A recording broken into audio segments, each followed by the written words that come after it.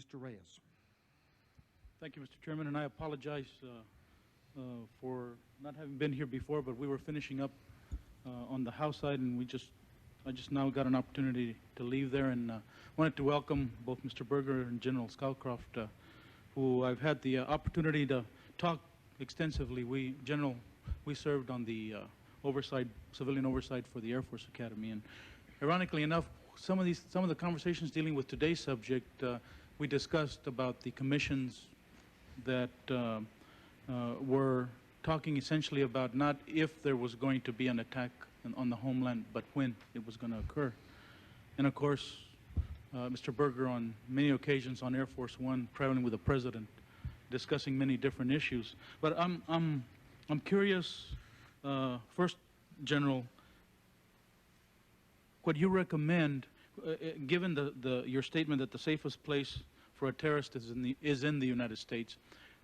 What are your recommendations to resolve that dilemma that we're facing?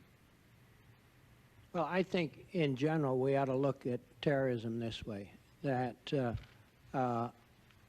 aside from one thing, which is to try to penetrate terrorist networks and activities, is that every time the terrorists speak, every time they move, every time they spend money, every time they get money, there are some traces of those activities. Now, theoretically, it's hard to find them, but theoretically you can. There are several problems, though, because in those activities, there are similar activities of millions of other people doing innocent things the same way. How do you distinguish between them? And also, how, since many of these may be in a foreign language, how do you get them translated quickly enough to be able to act on them? And in addition, you're dealing with volumes that are horrendous. I think we need to look at technology here for a solution to each one of those.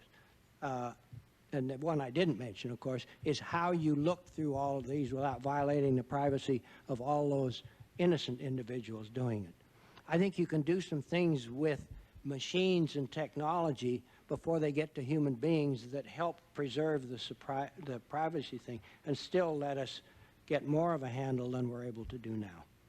Because one of the big concerns that a lot of us have in Congress are concerns dealing with minorities and racial profiling and those kinds of issues.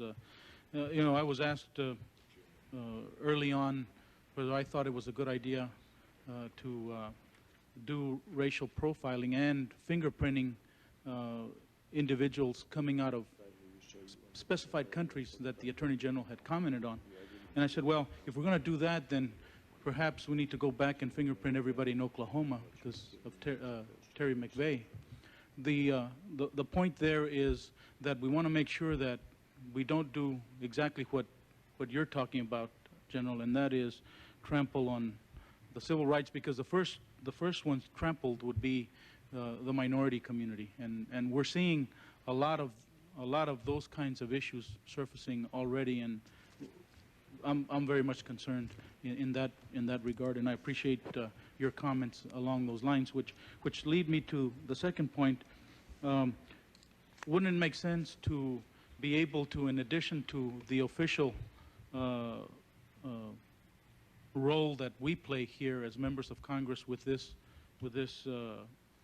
hearings and this mandate, to have a commission that would be composed of people that could bring different talents and different expertise to looking at the events of 9/11, to get a different perspective, including the issue of protecting minorities and racial profilings and all those. Don't you think that would help give a different perspective than the one that we generally give here? Well, it might. And of course, we don't know what we don't know, and one of the things for a commission to look at is to find out all of the things we know. But I would say it would be very valuable, at least, to have an information technology group skilled enough to try to deal with the problems that you raise, and I suggested a way to deal with them.